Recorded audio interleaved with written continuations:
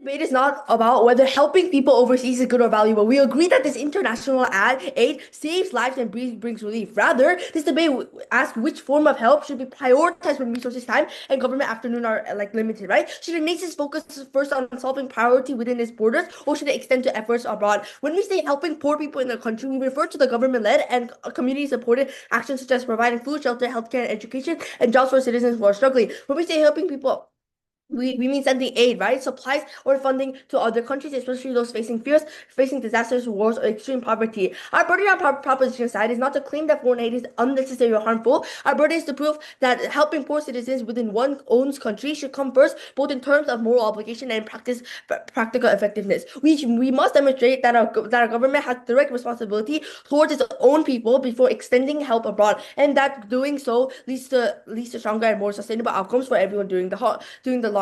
Three moral metrics in this case. Number one, proximity and obligation. Governments are directly accountable to their own citizens, not to foreign populations, right? Number two, effectiveness and impact. Domestic aid produces faster and more measurable change that strengthen national stability and national effectiveness towards these societies that they're living in. And lastly, two questions for opposition. How is opposition going to prove to what extent are countries going to give other countries the resources? Just because countries need resources, for example, USA is not going to give everything to other country. And secondly, please justify why this is not going to be a one-use relationship. This means that the debate isn't about choosing between compassion versus selfishness, but rather about prioritization and responsibility towards these countries. Even if opposition argues that helping abroad shows global respectiveness towards these countries, they must still explain why it is fair or wise for a government to prioritize foreigners over citizens who are hungry, homeless, or unemployed. In this debate, we argue that real compassion brings it home, right? So then, when we say government should help its own countries first, this includes bringing better healthcare and education for citizens, access to hospital, medicine, and skilled doctors that saves lives and improves well-being, while quality schools and training programs equip people with these skills and to work these effective skills and effectiveness to contribute to the society, right? So then focusing on these areas is a direct way for government to fulfill their moral obligation to its citizens and create long-term stability, while opposition just denies all these benefits.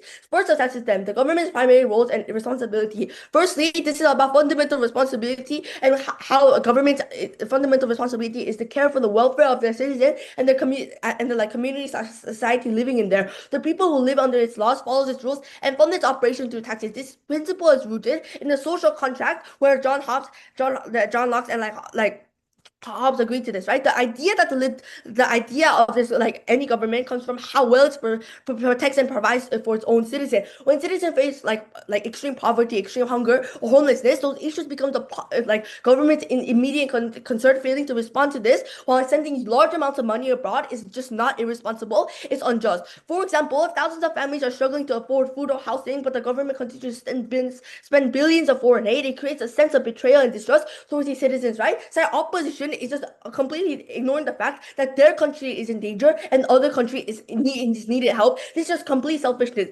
Furthermore, a country's ability to help others depends on its internal stability. Second success is that urgent domestic problems require immediate action. The second argument is about urgency and effectiveness, right? Every nation, regardless of wealth, faces pressure within its borders, unemployment, risking living costs, and homelessness, right? And a lack of access to education or healthcare in some cases. Not all countries, even in the USA, are good places, such as the O Block in Chicago, right? Domestic aid is both urgent and effective. For instance, when a government invests in local job or training or affordable housing, it directly improves people's lives and strengthens the economy. Every dollar spent circulates within the economy, creating jobs and supporting local businesses. The comparative is clear. Helping overseas might feel morally right, but helping at home produces faster, measurable, and lasting outcomes. So this is why I've never been proud to propose.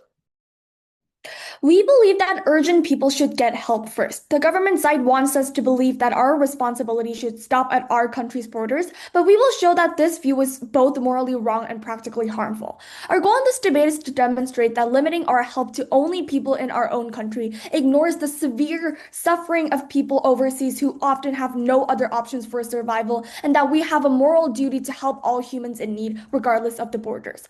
So to move on to the characterizations, when we talk about helping people overseas, we're discussing situations where entire communities face starvation, lack clean water, or are fleeing from violence with absolutely nowhere to turn. And as the info slide states, we are talking about supporting individuals overseas who are going through things like disasters and wars through supplies and donations. Note here how the fact that you are able to help others, whether it is the poor or people overseas, means that you have the financial capability and that you are in a non-corrupt country from the get-go. Also note that the government can't limit the debate to only the government. The people who help the poor or the other nations could be those who are just rich enough to donate or those who want to personally give aid without having to be the government. For countries who are going through disasters or wars, it is very hard for their government to fully function to the extent where they can provide aid, shelter, and whatnot for all the citizens. To move on to the first argument, the premise of this argument is that when we evaluate where to allocate our limited resources, we must consider both the scale of people affected and the severity of their situation, which points us toward helping people in war and conflict-stricken countries overseas. So when war breaks out in a country, it doesn't just affect a few neighborhoods or certain groups. It destroys entire regions and displaces millions of people simultaneously. And consider what happens when conflict erupts. Whole cities become unlivable. Farming communities can no longer grow food because fields turn into battlegrounds, and millions of families must flee their homes at once. And the scale of this harm is fundamentally different from poverty in our country, where struggling individuals are spread across different areas and face different specific challenges. So humanitarian crisis overseas might affect 5 million people who all need immediate shelter, food, and medical care right now. And in contrast, in our own country, while we might have a similar total number of poor people, they don't all face the exact same emergency simultaneously. Some need help with rent, others need job training, others need medical support. The problems are diverse and spread out. And this matters because when we evaluate where our resources create the most impact, helping 5 million people facing the same urgent crisis allows our aid to be more efficient and reach more people faster than trying to address many different individual situations at home. And to move on to the second argument, the premise of this argument is that the speed at which we can solve severe humanitarian crisis depends on getting enough people and countries to contribute resources, making international cooperation the fastest path to reducing the worldwide suffering. So when millions of people overseas suddenly need food, shelter, and medical care because of war or disaster, the problem is too big for any single country's government to handle alone, even if that country wanted to help. Consider the mathematics of this situation. If a crisis requires billions of dollars in aid to properly address, and individual countries acting alone can only contribute a fraction of that amount, then the only way to solve the problem quickly is by getting many countries to share their resources together. And when we examine how international aid actually works, we see that it operates through a system where multiple countries contribute to shared efforts. So organizations coordinate these contributions to deliver help efficiently to crises. Now let's analyze what happens under the government's model, where every country decides to prioritize only their own citizens. If each country focuses exclusively on domestic problems, then overseas crises receive far less total resources because only a few countries would contribute anything at all. And this means that massive humanitarian emergencies would take much longer to resolve, potentially like years instead of months. And I'm happy to post. You must fill your bucket before you fill others, or your bucket is the one that is going to fall down. Let's remember that governments are not angels, they're the countries that should be egoistic to some extent. Proud to propose. Moving on to some rebuttals then. Most of my rebuttals are contingent on my argument regarding the point within solving global problems faster, but then I'm gonna touch on some few points. First of all, I think Avery's point is really, really good, but under the notion where you have no problems in the country. Avery, even if you have enough resources to the extent where you can help other countries, I think this is useless when your country is also in danger. You can't put other countries in first priority when you're still in danger. I think that is what the motion is pushing towards you from the very get-go of this debate. If you're putting other countries in first priority and you're not choosing to save your own country's citizens and trying to put your country's citizens in second priority, that's not what a good government should do. You should be egoistic to some extent, even though you want to solve global issues, even though you want to solve climate change or whatnot. You still need to be egoistic to some extent because you're a leader of a country. If you're not choosing to be egoistic and you're choosing to be overly altruistic and help other countries only, that is when a country is starting to fall down, even if you have enough resources. And note that Avery never clarified in her speech what extent will you help other countries. So meaning to say that even if you have enough resources, this means that they could use all of their resources to help other countries, even if your country is in danger. In terms of your leader is bad, that means that it could still happen under that could still these issues can still happen under opposition's model according to Benjamin's characterization. Since Elo failed to characterize that, they can't.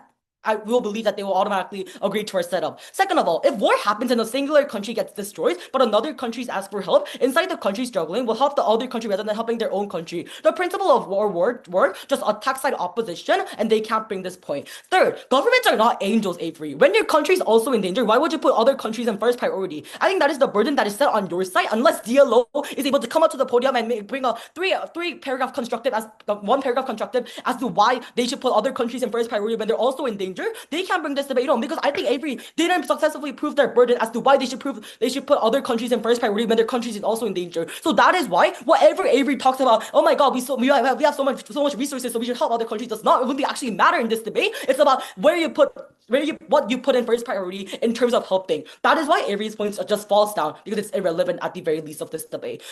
Moving on to our final argument then, which is about how global relationships get more complex under their role.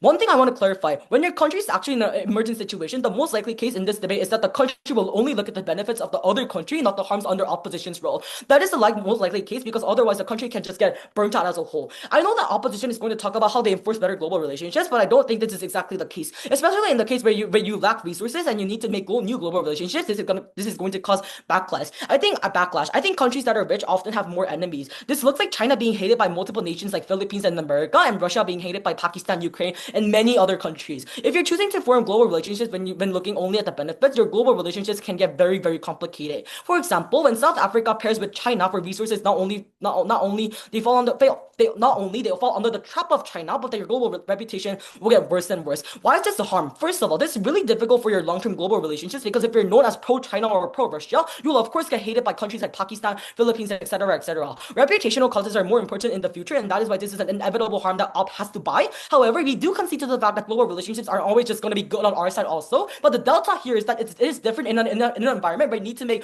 urgent decisions very, very fast, and in an environment where you can think slowly, which is mostly our case. In the latter is our case, and the first is their case. Also, I think this is oftentimes a one-time relationship anyway. There's relationships happening only within the emergency, and thus when the emergent situation is over, they have absolutely no reason to continue ties with them. Which means that well, most likely the relationship isn't going to be beneficial in the long term anyway, but the harms are still strong. I think when you already hold hands with your group's opponent, that the group still loses trust in you. These are one of the reasons as to why ASEAN gave up on supporting Myanmar, because China's intervention made them put off support, and that is why Myanmar is going through this hard situation only within China's intervention. But then the point I want to make here is that the harms are very large within global relationships, but the benefits are very minimal. When global relationships argument for both sides is to look at the long term, their argument becomes very weak while we enforce it actually. That is why I'm very proud to propose. Thank you. Just like how it isn't right to prefer a white man over an Asian one just because you were also white, it isn't right to prefer your own country or country citizens over another's just because the ones in your country happen to be born in the same land as you. Why do foreign people in war and conflict then need to be prioritized? We went on headcount because people who are in these natural disasters or facing conflict are much larger in number compared to the relatively smaller number of people who are poor people in your country. Then we also went on severity because sure, the poor people should be starving, but these conflict-stricken people are not only starving, they're also injured and they're mentally unstable because they also lost their family members and they're also much larger in quantity. We also went on probability of their own government being able to sustain themselves. Then note that since our government is already thriving to some extent because people have enough money to donate, but people who are facing conflict and disasters are faced with most likely a corrupt leader, making them need help and making them the stakeholder that needs the most proportionate help in this debate. I also think that just because you happen to be geographically born in a specific land, that doesn't mean that you can put millions of lives just on the line just to save others that just happen to be born in your country. I also think that the government can't limit this debate into the president only being able to donate and help foreign nations. Their social contract claim only stands when the person who is helping foreign nations happens to be the government. But note that if it still happens to be the government, we should still try to help overseas for your reputational image and for the relationships with other countries. I'm further going to explain this later. But besides this, government still doesn't engage from their second speaker. They tell us that we're putting other countries in first priority when our own country is suffering and how that is terribly wrong. Sure, our own country is in danger, but if just a small fraction of our country that is actually suffering, roughly like 4% in the most highest amount of rates, is unemployed, and then you can't say your entire country is in danger. It is just a small minority of citizens who are unemployed, who are not able to put food on the table, that is in danger. But then comparatively, when you look at the foreign country, their entire nation is ablaze. Their entire nation is completely suffering. Their entire nation is the one that needs help compared to a small minority, then they talk about how global relationships get complex. I think that countries that are rich don't necessarily have enemies. Other countries that stick to your own country because this country has power is what they need, so that therefore they have this incentive to maintain positive relationships if you're rich. But also, I also think that you'll get hate from other countries if you only focus on your own nation and spread populist beliefs. Because if you just stand there when you're supposed to help, then it means that other countries don't want to help you either if you're faced in that situation at the end of the day. This means that this point is a deadlock at best because tense relationships are just natural in this type of situation. We build on our second argument then, on which issue is more likely to be solved. I think that we win on practically solving the issue and the conflict because countries that have the source of income obviously have a closer chance of being able to develop their nation. Then note that issues like poverty are just inevitable to avoid at the very get-go. I think that some sort of inequality is just a normal thing for a country, and a nation that has a perfect balance of wealth between its citizens cannot possibly exist. However, it is possible to have a nation where the country isn't targeted by conflicts or natural disasters. This means that if you help people in your country, then you tend to pour money into an endless pit. I think that it's much better to morally help and contribute to a problem that can actually be solved rather than one that will continue forever, regardless of what you do. Extension, argument 3 then, on collective action mentality. Note that each action that people take is important into shaping the narrative for the rest of the world. It is important to prioritize helping foreign nations that are comparatively and much more devastating than your own country, because while doing this will lead to collective action. I think that when your country first decides to help others in despite of their own nation being somewhat flawed, then depending on how much influence and power this country has,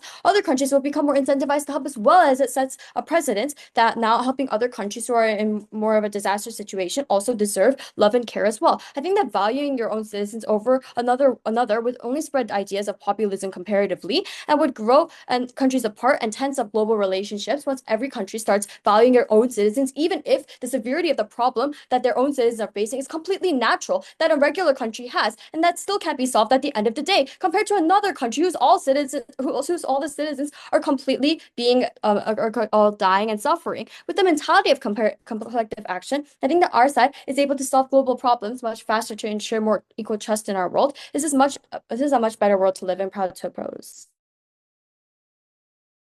Opposition cannot win this debate when they're completely rely on the good nations like China to act good on developing nations like Nigeria without expecting anything in return. We cannot rely on Putin and Donald Trump to solve problems for other nations without wanting anything back. Even if they become angels and somehow do this, not only does this harm Nigeria, this harms their economy and relationship as well. First, onto callouts, then cautious, proud to propose. First, I have 2 layers of callouts. First, they cannot win without engaging why other country problems is bigger than yours. We think that motion never assumes that in the first place. But secondly, how is OP going to prove to what extent our country is going to give to other countries the resources? Just because country needs resources, for example, US is not going to give everything to other countries just because they want it. And secondly, please justify why this is not going to be like a one-use relationship.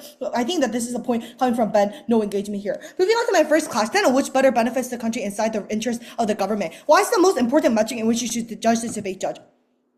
This is because we tell you that this is an actor motion. We think that the side who should win this debate should always fit the incentive of the stakeholder. Then where does this debate take place on, or what is the scope of this debate? This motion assumes that there are limited government funding no matter what that nation is. Therefore, we assume that the nation can only have one country at best. You need to choose between poor citizens that are dying on your country or more healthcare or wealthy systems or other nations with wars. Then what does the interest of government look like? I think that the interest of government looks like 2 things. Firstly, this looks like increasing your GDP. This is an important value as a nation on how good your government system is in functioning. But secondly, on natural resources. This is important because it drives industry and actively stabilizes the economy. These are the 2 criterion then I'm going to wear this clash on. Then what does proposition tell you here? We tell you that it is not in the interest of the government to help poor countries because their resources, whether it is natural or financial, would get lower by this action. Why is this the case? We will be charitable and say that this debate relies on the assumption that rich developed countries would help developing nations, i.e. Nigeria and China helping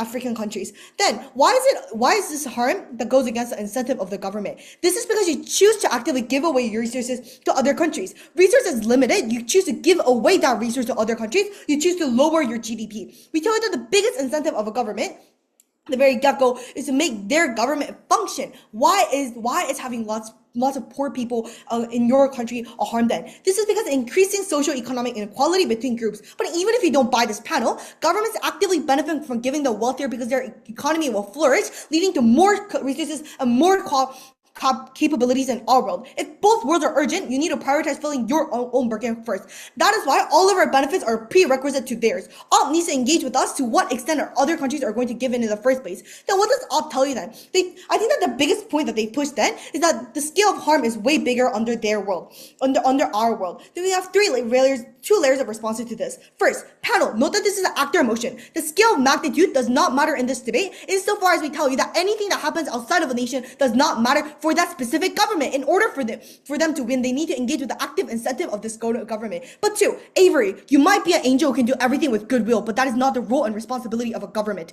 Her point is contingent in the point that your country doesn't have any problems. A good government would always be egoistic until some extent when your citizens are dying. Even if you don't buy this, I don't see where the motion allows them to characterize why poor countries citizens in a country is not as important or urgent as other countries' problems. Their whole case is on this point. Point keeps telling that they are winning on severity. This does not stand. Insofar as they fail to engage with us, at this point they lose this debate. Then second clash, then which side better maintains a better global relationship? This is important as politicians have active incentive to get funding and get sponsoring from other countries as well. Then what does Prop tell you here? We tell you that it's extremely likely that it's a one-time relationship. This is because motion never burdens both sides of the house that there's going to be a UN global relationship. Unless Op would engage with us with a regional mechanism a huge global relationship, they cannot win this debate. But secondly, we tell you that they are unlikely that you're getting anything back in the first place because the motion clearly says, and I quote, helping people overseas. It doesn't assume a government to government, it assumes a government to individual or group relationship. That is why they have no incentive to give anything back. But if you don't buy this, note that the scope of this debate assumes that two problems are urgent on both sides. That is why there are not a reason to constant support and likely big amount of funding. So what does this mean? Under Op's model, the benefits are weak, the backlash is fixed. That is why Prop takes this debate home. Very proud to propose. We think that one of the main strategic flaws the government makes from the very beginning of their case is that they assume that this is an actor motion in the perspective of only the government. They never engage to our side's characterization from the very beginning of Avery's speech on how this is not only limited to governments, but also individuals who are donating out of things like altruism, or also things like applications towards through things like good neighbors and whatnot. This is a value judgment debate. We do not get why government keeps making it very messy. We are very proud to oppose. Rebuttals and clarifications before clashes then. First of all, we think that you should not donate for the sake of getting recognition or for the sake of being quote unquote loyal to your country that like their side keeps pushing and how their country is somewhat struggling. Instead, it should be for the greater good and for who's most struggling and status quo. This is the whole purpose of donating, to help others, right? To help others in need. The world should not run on this populist belief that only quote unquote our side should be saved. We not get their point. On their point on one-sided relationship then, just like we can't assume that all countries are kind and altruistic, you cannot assume that all countries are like China. Countries have an incentive to help others and pay back because the global relationships that they value so highly on their side as well. Even if the country that is giving the aid isn't getting their payment, the relationship will be tense, right? On their point on actor motion, then I think that this makes no sense. It is a value judgment debate over where we would donate to. Then they never engage with our framing as well and keep telling us to engage, but we really are from the very get-go. Two clashes then. First clash on which side provides aid to the more urgent stakeholders. So some things that government tells us then. They mainly tell us one thing. They say that the government has a responsibility to take care of their own citizens and that this should be their main priority at the end. But first of all, like we tell you from the very beginning of Avery's speech, government cannot uncharitably frame this debate only into the government, right? This can also be the people who choose to donate for themselves to other countries, such as people donating to young children in Myanmar who are struggling from the internal war. Know how this was very uncharitable from their very first speaker, and they do not engage with this. But then, even if we bite the bullet to this characterization, we do not deny the responsibility of taking care of your own citizens as a government, but it's most likely that they are already doing so in status quo. It is just that poverty is extremely inevitable for all countries, whether you're rich or poor, and hard to fix from the very get-go because it's a systemic issue, right? So what do we tell you from our side of the house then?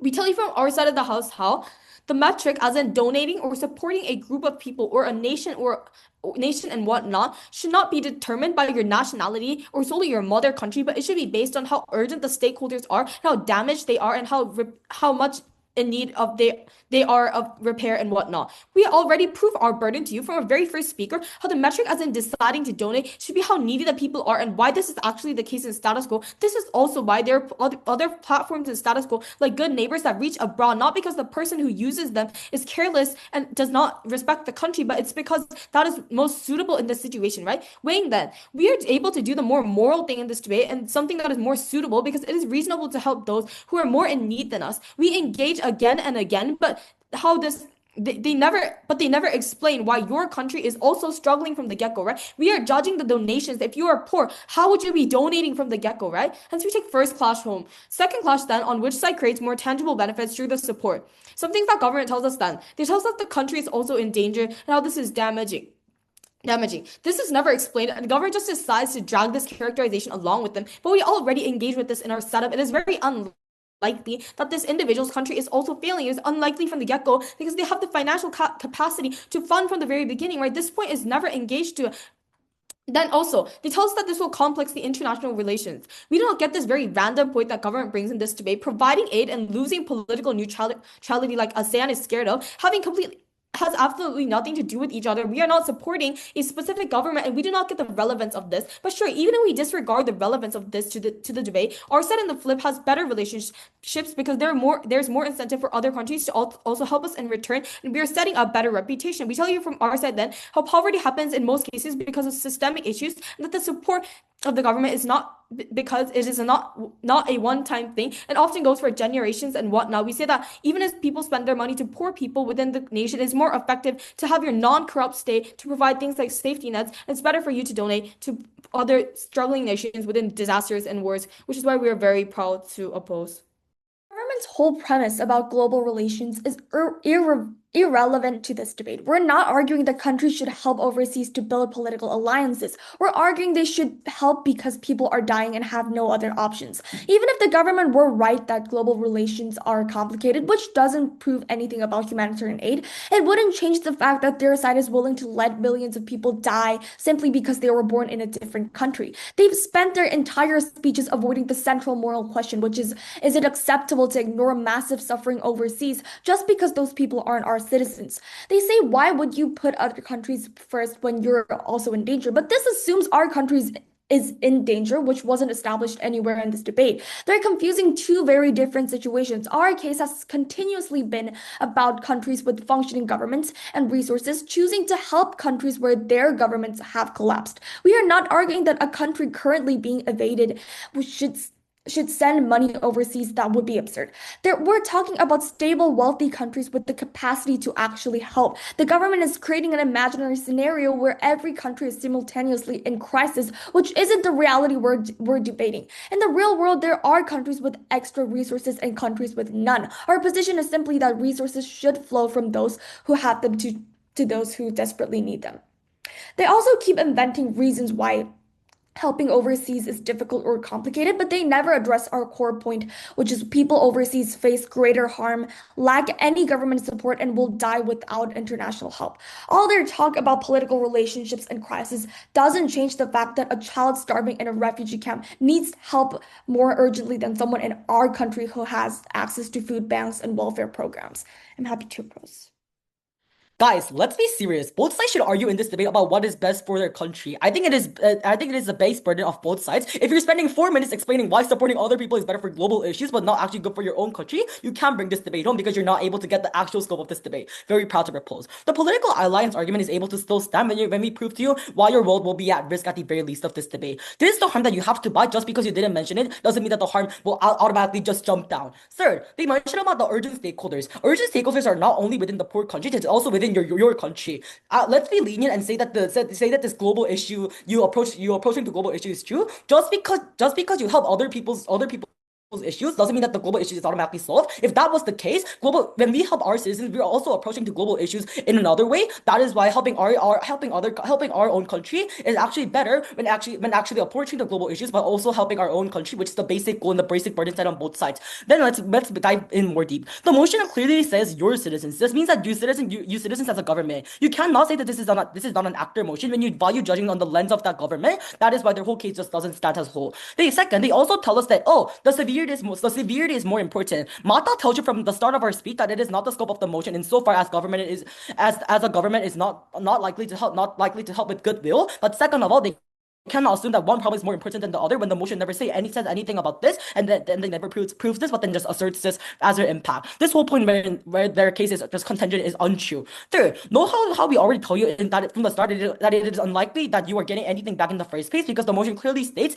and I quote, helping people overseas. It does not assume a government to government, it assumes a government to an individual or a group relationship. That is why they can't make a good relationship as a whole in their side also. One problem for them is that their whole constructive and ladder speeches, they fail to provide us the what extent countries will support each other. Even when you're rich enough, if you can't prove as to how much resources will be used, the rich point isn't strong enough because one country can become super poor after the overwhelming support. If you're not able to characterize this completely, you cannot bring this debate home because the rich point cannot stand just completely at the very end of the day. That is why from all these reasons and from all these contentions, I'm able to bring this debate home. I'm very proud to propose.